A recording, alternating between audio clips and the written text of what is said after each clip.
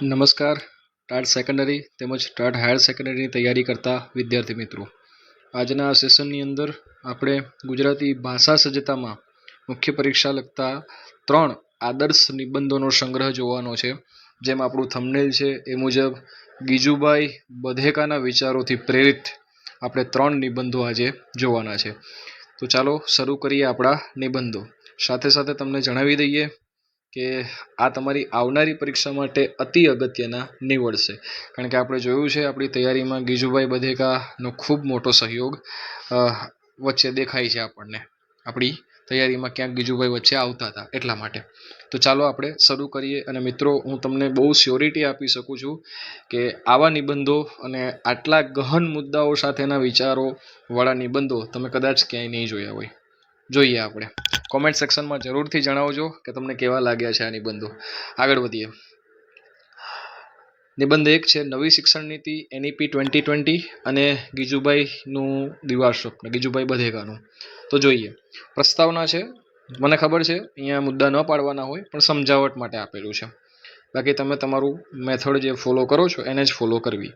શિક્ષણ એ સમાજ પરિવર્તનનું સૌથી પ્રભાવશાળી સબળ શસ્ત્ર છે. ભારતની નવી શિક્ષણ નીતિ NEP 2020 એ 21મી સદીના ભારત માટે એક નવો અને પ્રગતિશીલ પથ પ્રશસ્ત કર્યો છે. આ નીતિના મૂળમાં જો કોઈ મહાન ભારતીય ચિંતક અને કેળવણીકારનો પ્રભાવ સૌથી વધુ દેખાતો હોય તો એ છે બાળ કેળવણીના પણેતા અને મૂછાળી માં તરીકે જાણીતા ગીજુભાઈ બધેકા.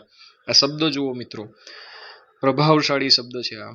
ગીજુભાઈએ તેમના પ્રસિદ્ધ પુસ્તક દિવા સ્વપ્નમાં આજથી દાયકાઓ પહેલા જે ક્રાંતિકારી કલ્પનાઓ અને પ્રયોગો કર્યા હતા તેનો પડઘો આજે નવી શિક્ષણ નીતિના પ્રત્યેક લક્ષ્યોમાં સ્પષ્ટપણે સંભળાય છે.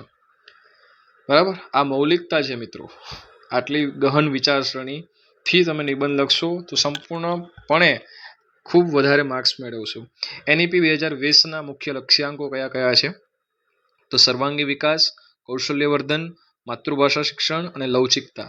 આમાં આખું NEP 2020 લખવાની જરૂર નથી કે એમાં શું શું આવે છે. એના મુખ્ય હાર્દ લખ્યો છે. જુઓ, સર્વાંગી વિકાસ માત્ર ગુણ કે ડિગ્રી મેળવવા પૂરતું નહીં, પરંતુ વિદ્યાર્થીના માનસિક, શારીરિક, સામાજિક અને ભાવનાત્મક વિકાસ પર ભાર મૂકવો.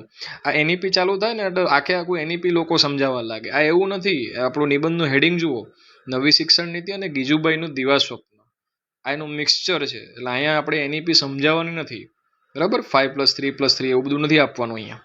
કૌશલ્યવર્ધન 360 ડિગ્રી પ્રોગ્રેસ કાર્ડ દ્વારા બાળકની માત્ર ગોખણ પટ્ટીની શક્તિ નહીં, પણ તેની અંદર રહેલી આંતરિક શક્તિઓ અને કૌશલ્યોને ઓળખવા. માતૃભાષામાં શિક્ષણ, પ્રાથમિક શિક્ષણ માતૃભાષામાં આપવું, જેથી બાળકની વિભાવનાઓ એટલે કે કોન્સેપ્ટની સમજણ વધુ દ્રઢ અને મૌલિક બને. લવચિકતા, વિષયોની પસંદગીમાં વિદ્યાર્થીઓને સંપૂર્ણ સ્વતંત્રતા આપવી, જેથી તેઓ પોતાની રુચિ મુજબના વિષયો ભણી શકે. હું તમને ગેરંટી આપું છું, કોઈ પણ એકેડેમીમાં જોડાયેલા તમારા મિત્રોને આ સ્ક્રીનશોટ શેર કરજો અને પછી મને જણાવજો. શિક્ષકની ભૂમિકા અને દિવા સ્વપ્નનો સંબંધ. જો અહીંથી શરૂ થાય, મિડલ જે મેઇન હાર્દ છે. ગીજુભાઈએ દિવા સ્વપ્નમાં એક એવા આદર્શ શિક્ષક જોયું. તમે લક્ષ્મીરામ, તમે વાંચ્યું હશે પુસ્તક કદાચ, તો એમાં લક્ષ્મીરામની આખી વાર્તા છે, વાંચજો. એની વાત કરી છે, જે પ્રવર્તમાન જળ શૈક્ષણિક માળખામાં પણ વર્ગખંડમાં પરિવર્તન લાવવા માટે સતત નૂતન પ્રયોગો કરે છે. આના પરથી સાબિત થાય કે તમે આ વાંચ્યું છે, ભલે ને આપણે નથી વાંચ્યું. આ પ્રભાવ છે. નવી શિક્ષણ નીતિમાં પણ શિક્ષકની ભૂમિકા માત્ર માહિતી આપનારની નથી, પરંતુ એક સુવિધાકાર એટલે કે ફેસિલિટેટરની છે તરીકેની સ્વીકારવાની છે. ચાલો આગળ વધીએ. મનોવલણમાં પરિવર્તન. શિક્ષક પોતે દ્રઢપણે માનવું પડશે કે શિક્ષણ એ રોપાય તો જ વટવૃક્ષ બને.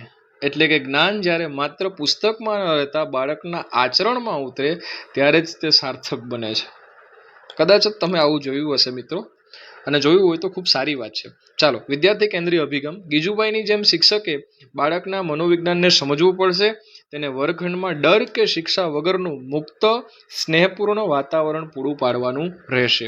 ત્રીજું છે સર્જનાત્મકતા. ગોખણપટ્ટી આધારિત પરીક્ષાઓને બદલે પ્રાયોગિક શિક્ષણ એટલે કે પ્રવૃત્તિ દ્વારા શિક્ષણ, લર્નિંગ બાય ડુઈંગ પર ભાર મૂકવો જે ગીજુભાઈનો પાયાનો સિદ્ધાંત હતો. આપણને ખ્યાલ છે મારિયા મોન્ટેસરી પદ્ધતિની કેટેગરીમાં જ ગીજુભાઈ આવે છે. તો અહીંયા તમે મારિયાબેન મોન્ટેસરીને એડ કરી શકતા હતા, પણ મુદ્દો ગીજુભાઈનો છે. દેટ ઇઝ વાય આપણે એને લીધા નથી. લાંબો નિબંધ કરવા માટે ઠોકમ ઠોક આપણે નથી કરવાની. ટૂંકમાં હું એવું કહેવા માંગુ છું. ઉપસંહાર છે, શિક્ષણ એ જીવનની તૈયારી નથી, શિક્ષણ એ જીવન છે. અને આનો સેમ નિબંધ આપણે નીચે બીજો પણ બનાવ્યો છે, જુઓ હમણાં. આ શાશ્વત વિચારને સાર્થક કરવા માટે NEP 2020ના લક્ષ્યો અને ગીજુભાઈના વિચારોનો સમન્વય અનિવાર્ય છે. જો આજના શિક્ષકો દિવા સ્વપ્નના લક્ષ્મીરામની જેમ, અગેન જોયું તમે, નિષ્ઠા, ધૈર્ય અને પ્રયોગશીલતા કેળવશે, તો જ ભારતની ભાવિ પેઢી ખરા અર્થમાં શિક્ષિત, સંસ્કારી અને આત્મનિર્ભર બનશે. અંતે શિક્ષણનું કાર્ય માત્ર અક્ષર જ્ઞાન આપવાનું નથી, પણ મનુષ્યને એક ઉત્તમ મનુષ્ય બનાવવાનું છે. આઈ હોપ કે તમને આ ખૂબ જ ગમ્યું હશે. ચાલો આગળ વધીએ. નેક્સ્ટ આપણો જે નિબંધ છે તેના તરફ, એ છે શિક્ષણ એ જીવનની તૈયારી નથી, પણ શિક્ષણ જ જીવન છે. આ નિબંધ તમે કેટલી બધી જગ્યાએ વાંચ્યો હશે અને જોયો હશે, પણ હવે આજે જુઓ તમે. ગીજુભાઈ બધેકાથી પ્રેરિત છે આ. હવે જોજો તમે આના પ્રસ્તાવના આપણે શરૂ કરીએ. શિક્ષણનો સાચો ગૂઢ અર્થ માત્ર પરીક્ષા પાસ કરવી કે મોટી ડિગ્રી મેળવવી કે સારી નોકરી મેળવવા પૂરતો સીમિત નથી. પ્રસિદ્ધ શિક્ષણવિદ અને બાળ કેળવણીના પ્રણેતા ગીજુભાઈ બધેકાએ બહુ સચોટ રીતે કહ્યું છે કે શિક્ષણ એ જીવનની તૈયારી નથી, શિક્ષણ જ જીવન છે. મેચ થયું? આ સૂત્ર શિક્ષણની વ્યાપક અને ગહન ભાવનાને ખૂબ સુંદર રીતે વ્યક્ત કરે છે. શિક્ષણ એ ભવિષ્ય માટેનો કોઈ કૃત્રિમ અભ્યાસ નથી, પરંતુ વર્તમાન જીવનને સુખી, સકારાત્મક, ગૌરવપૂર્ણ અને અર્થસભર બનાવવાની એક નિરંતર પ્રક્રિયા છે. જોઈએ આગળ. શિક્ષણનો પરંપરાગત અને આધુનિક દ્રષ્ટિકોણ. પરંપરાગત રીતે શિક્ષણ હંમેશા ભવિષ્યના જીવનની તૈયારીના એક સાધન તરીકે જોવામાં આવ્યું છે. બાળક શાળાએ જાય છે જેથી તે મોટો થઈને સારો વ્યવસાય પસંદ કરે, સમાજમાં પ્રતિષ્ઠા મેળવે, આર્થિક રીતે સક્ષમ બને. પરંતુ ગીજુભાઈ બધેકા આ મર્યાદિત વિચારને વિસ્તારે છે. તેમના મતે બાળક શાળામાં વર્ગખંડમાં, શાળાના પરિસરમાં જે અનુભવે છે, જે નવું શીખે છે અને જે મુક્ત રીતે જીવે છે, એ જ તેનું સાચું વર્તમાન જીવન છે. ભવિષ્ય અને વર્તમાન બે વચ્ચે તફાવત એ ગીજુભાઈ બધેકા પારદર્શિતા લાવે છે. એ અહીંયા આપણે લખ્યું છે. જો શાળાનું જીવન જ આનંદમય, સ્વતંત્ર અને સર્જનાત્મક ન હોય તો ભવિષ્યનું જીવન ક્યારેય સુખદ બની શકતું નથી. એટલે આધુનિકતાને ક્રોસ કરી છે અહીંયા આપણે. બરાબર? ચાલો જોઈએ આપણે આગળ. શિક્ષણ એટલે જીવનનો પ્રત્યક્ષ અનુભવ. ગીજુભાઈના શૈક્ષણિક વિચારો અનુસાર શિક્ષણ ક્યારેય 4 દિવાલો અને પુસ્તકો પૂરતું સીમિત ન હોઈ શકે. રમતના મેદાનમાં રમીને શિસ્ત શીખવી, સંગીત અને ગીતો દ્વારા ભાષાની સમજ મેળવવી, વાર્તાઓના માધ્યમથી નૈતિકતાનો અનુભવ કરવો અને સહજીવન દ્વારા માનવીય મૂલ્યો વિકસાવવા, આ બધું જ શિક્ષણનો સાચો ભાગ છે. બાળક જ્યારે પોતાના પ્રત્યક્ષ અનુભવો દ્વારા શીખે છે, ત્યારે તે સાચા અર્થમાં જીવન જીવવાનું શીખે છે. આ દ્રષ્ટિએ શિક્ષણ અને જીવન અલગ નથી. શિક્ષણ એ જ જીવન જીવવાની કળા છે. ઓકે, આગળ જોઈએ. શિક્ષકની ભૂમિકા અને જીવન મૂલ્યો. આ થોડો નિબંધ જાણી જોઈને લાંબો કરેલો છે. આ વિચારધારામાં શિક્ષકનું સ્થાન અત્યંત મહત્વપૂર્ણ અને જવાબદારીપૂર્વકનું છે. શિક્ષક માત્ર પાઠ્યપુસ્તક ભણાવનાર કોઈ કર્મચારી નથી, પરંતુ જીવનનો સાચો માર્ગદર્શક છે. શિક્ષક જો બાળકને ભયમુક્ત વાતાવરણ, પ્રેમ, સમજણ અને વૈચારિક સ્વતંત્રતા આપે તો શિક્ષણ જીવંત બને છે. ગીજુભાઈના દિવા સ્વપ્ન પુસ્તકમાં દર્શાવ્યા મુજબ શિક્ષક બાળકને ભય કે દબાણથી નહીં, પરંતુ રમત અને આનંદથી શીખવે છે. આ પ્રક્રિયા દ્વારા બાળકમાં સત્ય, સહાનુભૂતિ, સહકાર, શ્રમ અને સ્વાવલંબન જેવા ઉમદા માનવીય મૂલ્યો સહજ રીતે વિકસે છે. એટલે ટૂંકમાં અંતે કહી શકાય કે ગીજુભાઈ બધેકાનું આ કથન આજના આધુનિક યુગમાં પણ એટલું જ પ્રાસંગિક છે.